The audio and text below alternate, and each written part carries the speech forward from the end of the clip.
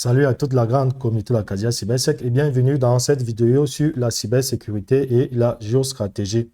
Ici, nous allons aborder la notion des infrastructures de cybersécurité de production. Nous avons souvent l'habitude de dire que lorsque vous voulez développer des compétences de qualité de haut niveau, il est capital pour vous de vous investir afin d'avoir de bonnes machines qui vous permettront de pouvoir déployer des infrastructures de production de qualité. Déjà, je tiens à rappeler que Acadia Cybersec accompagne, coach les entreprises, également aussi accompagne des équipes de sécurité qui ont besoin des accompagnements dans la cybersécurité et la géostratégie, dans le renforcement stratégique de la sécurité de leur système, peu importe le niveau d'information à protéger. Pour ceux qui ne sont pas encore abonnés à la chaîne YouTube d'Acadia Cybersec, nous vous invitons à vous abonner. Nous avons réalisé énormément de vidéos qui gèrent la cybersécurité et la géostratégie. Donc, c'est assez riche en termes de qualité de production de vidéos dans la cybergéostratégie. Bon, ici, nous avons déployé une infrastructure assez simple parce que ce qu'on doit comprendre, c'est que les architectures sont relatives. En fait, c'est-à-dire que tout dépend de votre politique et de votre vision en termes de sécurité. Vous devez comprendre que travailler dans des environnements toujours locaux et vulnérables ne servent plus à grand-chose aujourd'hui. Nous allons par exemple prendre un cas simple où nous sommes dans un environnement local, ici. Nous avons un serveur et on veut peut-être faire une simple reconnaissance. Ça, c'est pour ceux qui ont la culture du hacking, du pen test. Vous savez que la reconnaissance est la première phase, sinon la phase même la plus importante même du projet d'une attaque, d'une cyberattaque. Donc là, ici, nous avons notre serveur là et nous avons par exemple un acteur en interne ici qui va essayer donc de faire une reconnaissance. Bien sûr, ce serveur est déjà synchronisé avec notre SIEM oiseau afin de pouvoir analyser. Donc là, ce que je vais ici déjà vous présenter, c'est que ce système, c'est celui qui administre, bien sûr, depuis l'intérieur. Il accède à notre oiseau. Ça, c'est le système. Ça, c'est la menace en interne. Bien sûr, on peut dire le chapeau blanc. Donc, ce qu'on va faire ici, simplement, c'est quoi? C'est que on va essayer de faire une reconnaissance très simple. Donc là, je suis au niveau de mon oiseau et je vais venir ici au niveau du système de l'attaquant pour faire une reconnaissance simple. Et voilà mon serveur là ici.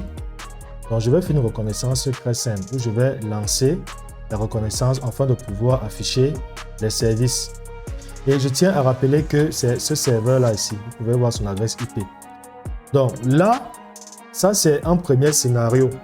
Et vous allez comprendre que lorsque vous travaillez dans des infrastructures de sécurité et que vous voulez pousser vos compétences dans la cybersécurité, notamment que ce soit dans l'offensive, la gestion des cyber-risques, les normes de conformité, cyberdéfense, bref, tous les grands domaines de la cybersécurité, il est important de travailler, il est important vraiment d'être toujours à 100% dans des environnements pro, un peu comme ceci. Donc là, je vais venir ici directement et on peut voir que nous avons affiché des services. Bien sûr, on voit que nous avons ce service qui est affiché. Ça, c'est en interne. Waouh, on est content. Un Nmap est puissant. OK. Bon, maintenant, si nous venons au niveau de notre serveur oiseau et nous allons au niveau du serveur cible qui a été analysé. Ici, on va bien sûr remonter les logs. Donc là, je vais remonter, on va voir s'il y a eu des reconnaissances qui ont été remontées vers oiseau. Bien sûr, ça c'est des choses que nous connaissons déjà. On peut voir l'adresse IP du serveur. Nous pouvons voir également aussi l'adresse IP de la machine Kali qui a initié la requête. Donc bien sûr, vous pouvez ici, on peut aussi revenir en tapant par exemple IP et on peut voir que c'est bien, bel et bien cette adresse. Bon, maintenant, revenons en fait dans notre infrastructure. Vous voyez, ça c'est normalement pour la plupart des entreprises, c'est ce qui se passe. Mais dans une bonne cybersécurité, et là où les choses deviennent même encore intéressantes, et c'est même c'est pour lesquels vraiment il est important donc pour les équipes de sécurité. Et vous allez donc voir que les groupes APT utilisent souvent cette technique où la sécurité est renforcée. Maintenant, ce qui sera fait ici, ça sera quoi? Ça sera que nous allons appliquer une politique de sécurité qui a pour objectif, là, de pouvoir empêcher toute forme de collecte d'informations en fait. Donc là, il sera impossible ici pour un agent que ce soit en interne, je précise bien, de pouvoir collecter les informations avec Nmap et autres. Donc là, ce qu'on va donc faire, c'est quoi? C'est que nous sommes ici, on va donc administrer ces serveurs-ci à distance, tel que nous le faisons d'habitude. Donc là, on vient ici, au niveau de notre Ubuntu Mint. Là, voilà. Donc ici, on peut voir que donc, si je viens ici, je vais là sortir de... Je vais venir ici, nous allons sortir de... Voilà. Donc ici, nous sommes connectés à notre serveur. Bon, déjà, il y a une chose également aussi que nous tenons à rappeler.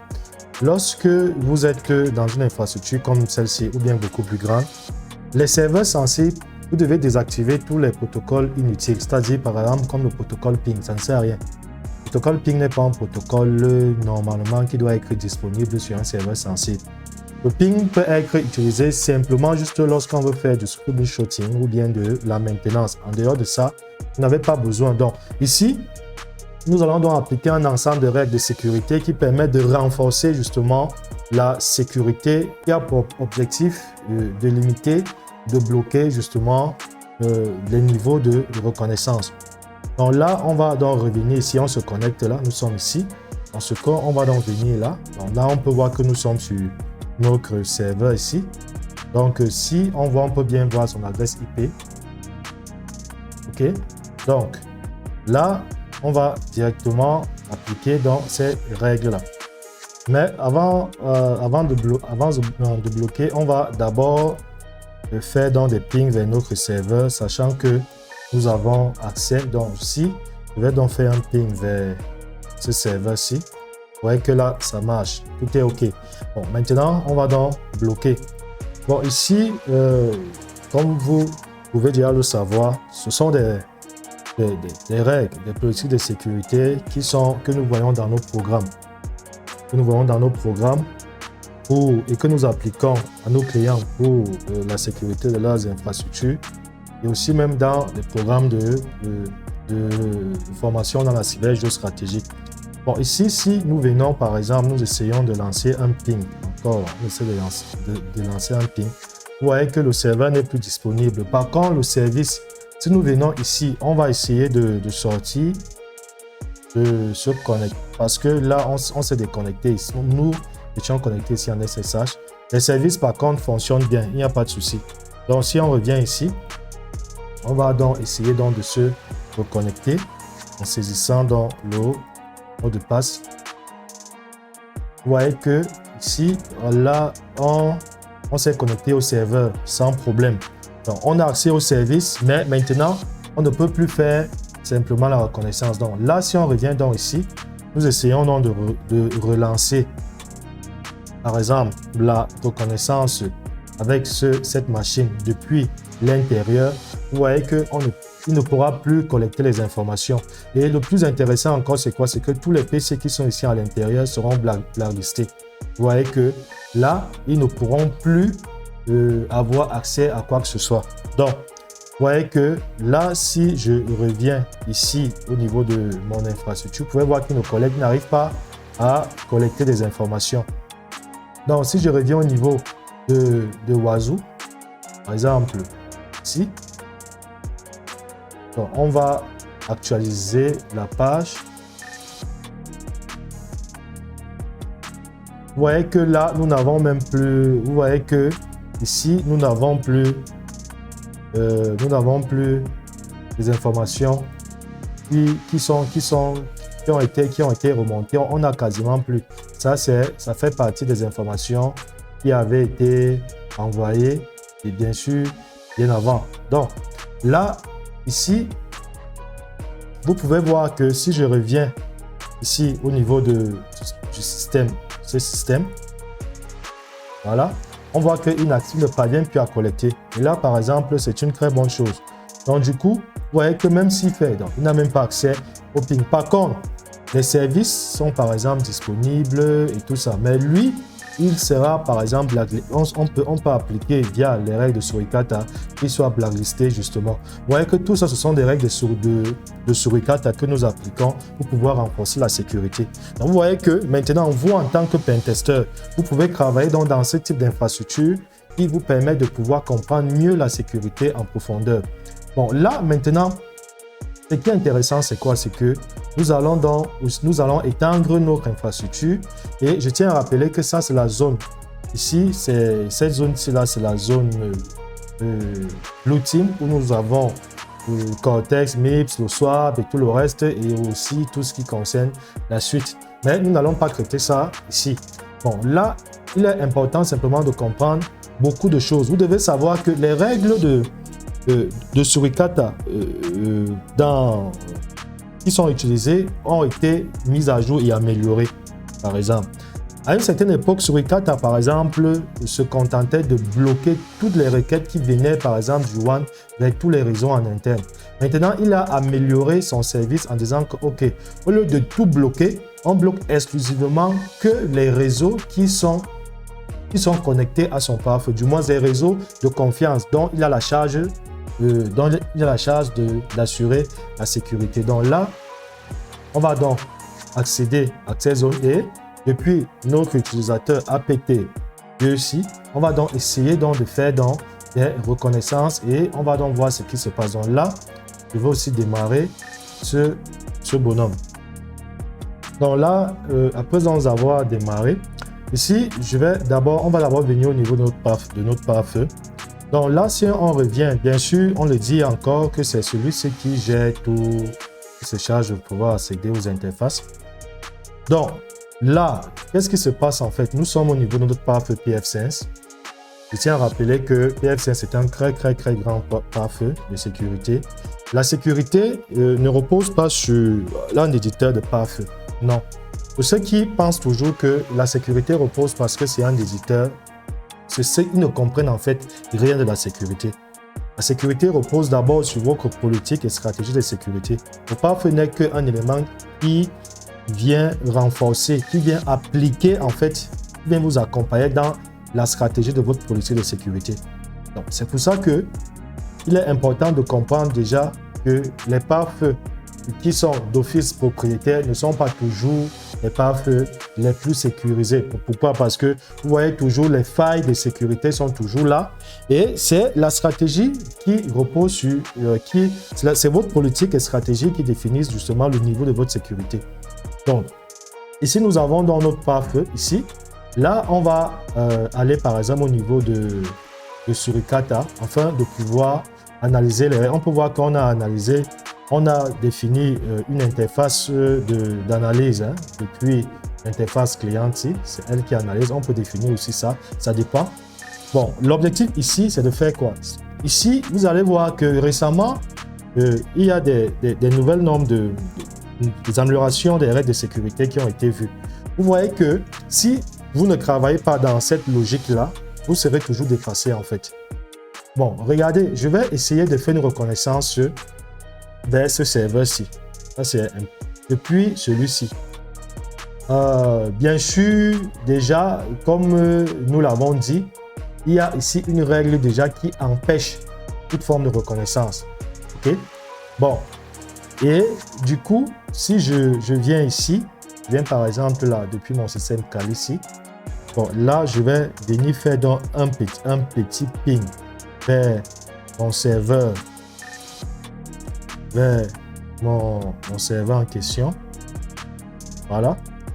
Vous voyez que là, je n'accède pas parce que le ping, tout ce qui est protocole ping, tout ça, ça a été bloqué parce que nous avons appliqué une politique de sécurité ici là via les règles de Suricata qui ont pour objectif de bloquer en interne. Ça, c'est Suricata au niveau de l'autre. Donc, du coup, ici, on ne peut pas collecter les informations. On ne peut même pas savoir si ça passe. Et c'est ça qui est formidable. Mais, qu'est-ce qu'on va faire? On va d'abord, dans un premier temps, donc, supprimer ces règles-là et faire une reconnaissance normale et voir comment ça se passe. Donc, là, ici, nous avons donc de supprimer toutes les règles qui permettent de bloquer les formes de reconnaissance, y compris les reconnaissances vraiment très avancées pour la collecte d'informations, pour voir si le système est connecté ou pas. Bien sûr, ici, qu'est-ce qu'on va faire? On va donc lancer une reconnaissance simple vers ce serveur-ci, en passant par celui-ci, sachant que celui-ci a déjà, par exemple, un IDS et un IPS. Vous voyez que lorsqu'on fait des cyberattaques ou bien la sécurité offensive, il est important de prendre en compte tous ces éléments-là.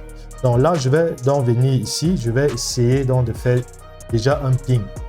Là, on voit que ça passe. Bon, là, je vais lancer un ping, une reconnaissance simple, Nmap, vers ce serveur-là, par exemple. Le serveur 10.100, voilà. OK. Donc, on va lancer une reconnaissance, une reconnaissance simple. Bon, là, lorsqu'on lance dans la reconnaissance, vous voyez donc que ici, nous n'avons pas de réponse. Forcément, là, qu'est-ce qui se passe en fait ici? C'est quoi? C'est que ce pare-feu-ci a laissé passer la requête. Pourquoi? Parce que normalement, ici, il ne devrait pas laisser passer. Il devait blacklister cette adresse IP. On peut vérifier. Hein. Donc, si on revient au niveau des règles de suricate, ici, là, on vient au niveau même de tout ce qui est blocage. Vous voyez que l'adresse IP n'a pas été bloquée. Par contre, si on revient au niveau du second pare-feu, c'est-à-dire celui-ci également, il a été bloqué. Pourquoi est-ce qu'il a bloqué? Parce que cette adresse fait partie du réseau de confiance de celui-ci. Par contre, ici, il ne fait pas partie de ce réseau de confiance. C'est pour ça qu'il a laissé passer. Donc, pour que, OK, si la requête ne concerne pas son réseau de confiance, du moins un réseau qui fait partie de sa liste des réseaux de confiance, il ne pourra pas, il laisse passer la requête. Bon, celui-ci, sachant que cette adresse IP étant dans son réseau de confiance, il va donc bloquer. Donc, si on revient ici, au niveau donc de OPN5, nous allons au niveau de notre système IDS. Qu'est-ce qu'on va constater là? Si on vient au niveau des alertes ici, vous voyez qu'il y a donc une réponse. Vous voyez que l'adresse IP donc a été bloquée. La destination de ça. Ce que j'ai essayé de lancer justement le scan, sachant que celui-ci fait partie de son réseau de confiance. Donc là, c'est important de comprendre ça. C'est important de comprendre. Parce que lorsqu'on fait de la cybersécurité au niveau par exemple des cyberattaques, lorsque vous définissez des politiques, des stratégies de sécurité, vous devez comprendre en fait ce que vous faites. Du coup, avec les pare-feux comme PF5 ou PN5, je peux vous garantir que même si vous avez quel type de système d'information, que ce soit une banque, que ce soit tous ces systèmes d'information-là, la sécurité y est. Et la politique vous accompagne, du moins, et on va même encore aller plus loin.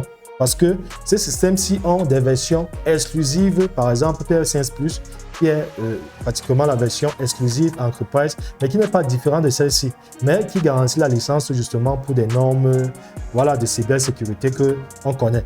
Donc là, vous voyez qu'ici, il a laissé la requête passer. Maintenant, si on vient ici, on va maintenant essayer de faire donc une reconnaissance vers un réseau qui est dans son réseau de confiance depuis ici. Vous allez voir donc que là, il va donc agir. Donc, si je viens ici, cette fois-ci, je vais prendre cette adresse IP-ci qui fait partie de son réseau de confiance. Donc, si je viens ici, je dis OK. Je veux par exemple, disons même un simple ping. Je vais prendre 10 pour 192. Je prends par exemple celui-ci. Vous voyez que le ping passe, un paquet passe, mais il n'a pas laissé la suite. Pourquoi? Simplement parce que celui-ci a réagi automatiquement. Vous voyez qu'il a activé justement pour dire OK, ça fait partie de ses règles de sécurité. Donc même le ping ne passe pas. Donc vous voyez que dans ce type de cas, ça devient très intéressant par exemple de travailler et vraiment de comprendre la sécurité en profondeur, que ce soit les cyberattaques, que ce soit la cyberdéfense, que ce soit les normes de politique de sécurité. Donc, si on revient au niveau de notre Oiseau, et bien sûr que ce pare-feu est intégré à Oiseau, donc si je viens ici au niveau de Oiseau, donc là, on vient donc au niveau de notre pare-feu. Bon, ici, on part au niveau du path de OPNsense. Ici, on va donc analyser. Je tiens à rappeler que vous pouvez aussi intégrer le path pfSense. Mais pfSense, déjà par défaut, n'a pas un agent comme un agent d'intégrateur comme ça se passe pour OPNsense. L'objectif ici, là, c'est pas sa politique de c'est sa stratégie de sécurité qui ne veut pas qu'un agent puisse être déployé directement. Donc ici, on peut voir l'adresse IP source, on peut voir l'adresse IP destination, pardon, l'adresse IP source qui a lancé la requête et pourquoi est-ce que ça a été bloqué. Vous voyez que les règles ici, les règles à ce niveau-ci, qui est là pour informer automatiquement. Bien sûr, on peut encore créer toutes ces règles, on peut les arranger, les traiter, par exemple, faire intervenir de la Cortex Make et soit automatiser tout ça. C'est très intéressant.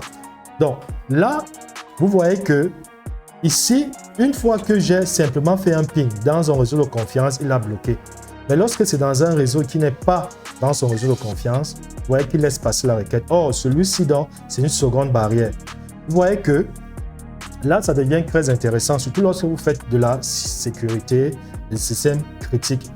Donc, voilà ce que nous voulions d'abord, nous voulons vous présenter dans un premier temps, parce qu'il y aura une autre série, une autre vidéo, toujours dans cette même infrastructure qui va suivre. L'objectif ici, c'est de vous faire comprendre déjà un peu le niveau de la qualité de formation qu'Acadia Cybersec met à votre disposition. Et déjà, vous aurez des labs de cybersécurité d'envergure sur lequel vous allez travailler, vous allez pousser vos niveaux de compétences en production. Et ceci, il n'y aura quasiment pas de barrière, il n'y aura pas de limite. Donc voilà, ici vous pouvez par exemple constater que nous travaillons dans des infrastructures de production de très haut niveau en renforçant la sécurité, en faisant des tests de sécurité vraiment avancés, en apportant une révision en termes de politique de sécurité. Et ici, il n'est vraiment pas question de faire la promotion d'une technologie particulière parce que nous avons compris tout ça c'est du business et ça ne reste que du business. Et nous avons compris que la meilleure sécurité, n'est-ce pas, c'est la sécurité qui repose sur l'open source. Aujourd'hui, nous avons des programmes de cybersécurité de très haut niveau qui vous permettent de pouvoir en temps réel évoluer en prenant en compte les nouvelles normes, les intelligences artificielles, d'être vraiment au top des tops sur la cybersécurité. Bien sûr, nous vous recommandons, si vous avez des questions, si vous avez des propositions à nous faire ou bien vous pouvez directement nous contacter et nous serons ravis de prendre contact avec vous et de vous accompagner. Donc, vous pouvez déjà consulter notre site en ligne. Vous avez aussi déjà nos plateformes WhatsApp, Telegram et bien d'autres. Et voilà, sur ce, nous vous disons merci et à la prochaine vidéo.